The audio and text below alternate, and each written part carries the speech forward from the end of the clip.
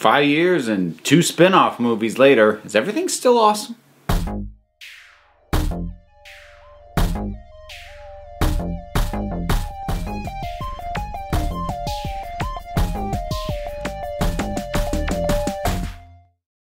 The Lego Movie 2, the second part. So yeah, I went and saw this and I was a little nervous, but also kind of not as much as I have been with other animated sequels lately. So like, I was very nervous going to Incredibles 2 and Wreck-It Ralph 2 because like, my immediate thought was, why did these even exist? Why do we have these movies? With the Lego Movie 2, I had that thought. But then again, I had that thought about the first movie before I even saw it. So I felt like this was a franchise that had already overcome the very question of why is this a thing that exists, and then managed to overcome it again with Lego Batman and not completely faceplant with Lego Ninjago. So given that this franchise on paper has no business existing at all, it's already got a pretty dang strong track record. And the new entry is also pretty dang good. I had someone ask me after watching it if it's as good as the first one, and I think it might be, but it's not going to have the same impact, because when I say that it's about as good as the first, that's in terms of like what it's doing and how well it executes it and how fun is it. But a big part of that first movie especially was the newness of it and how fresh it, because like we'd really hadn't seen anything like that before. And while the Lego Movie 2 is incredibly well executed, I would say about as well as the first one, it does inherently lack that newness. So I doubt too many people are going to, particularly adults, are going to connect with it quite as hard as they did with the first one, just because it's not going to catch you off guard the way the first one did.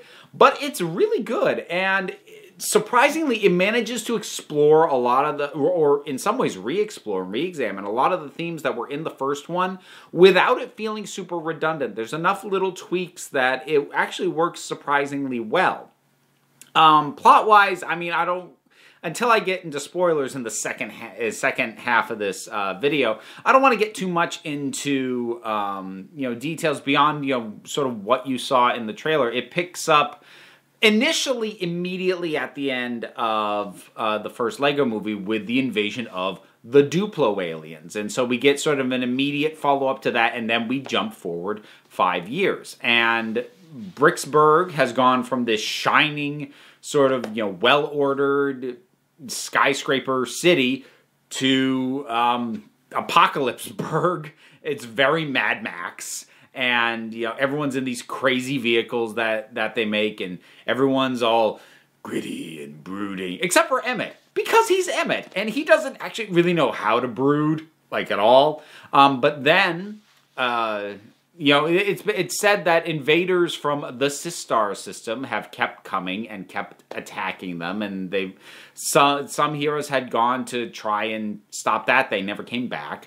And when another invader from the Sistar system shows up and then kidnaps basically the key supporting cast from the first film, being Lucy, aka Wild Style,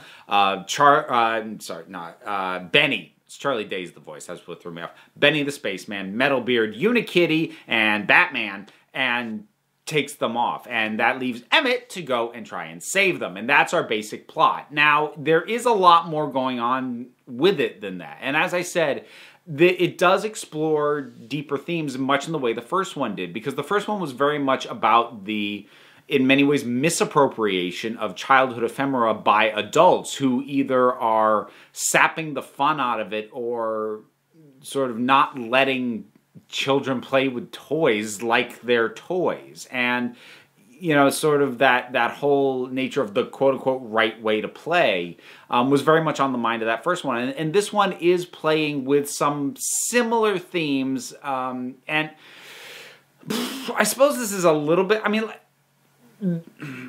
it's good. let me just say it's good, because I'm in talking about the themes, I'll need to get into stuff a little bit more. Like, all the returning characters are good, the new characters are good, there's some of the things we see in the Sistar system, I don't really want to spoil, but it's cool, and it's neat, and it's weird, and it's inventive.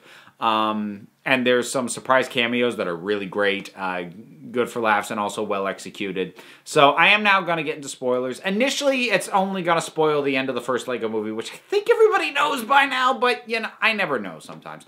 So the first one sort of crossover into meta with Will Ferrell as a father, and then his son, you know, his son wanting to play, whereas Will Ferrell just wants to build and have everything be perfect and precise and not have fun, basically. And what we have here is we have that same boy, now 5 years later, which accounts for sort of the gritty, brooding nature of, you know, of Bricksburg now being Apocalypseburg. You know, part of it is, yes, everything was kind of destroyed by the way his younger sister played with it, but it's also, he's in that adolescent phase.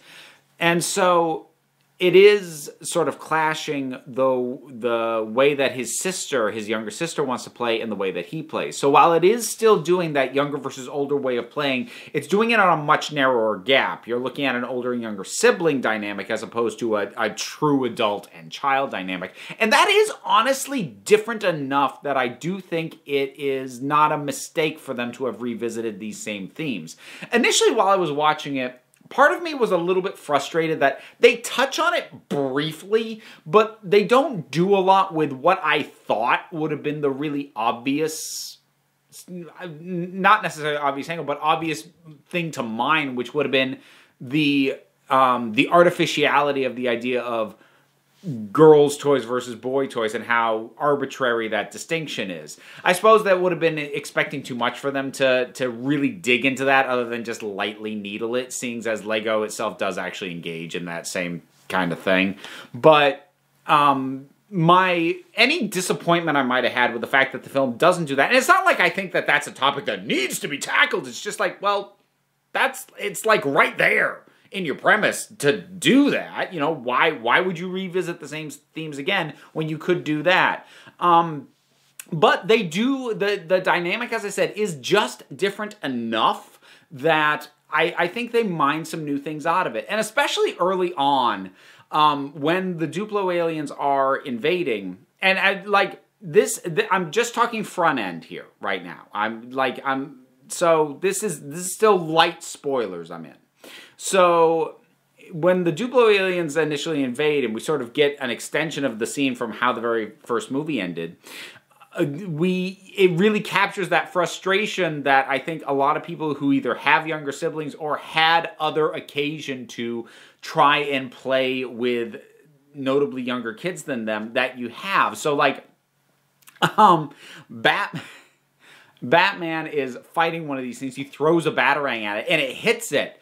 And the Duplo alien goes, "You missed me!" And Batman's like, "No, I didn't!" Or, I think his Metalbeard, like, shoots lasers at one of them, and it just goes, "I eat lasers!" Like, because that's the frustration when you're playing with someone who doesn't play the way you do. And, like, you're trying to work with them, but it's like, but you just, like, you're just ignoring the things. And I think it captured that frustration, funneled through the characters, actually really quite well. And that sort of thing is played up very nicely. And now I am going to get into what I consider to be legitimate spoilers regarding this movie, meaning talking about some of the ending twists and ending angles. So if you are still here and you haven't seen it and you want to avoid spoilers, this would be the time to truly duck out.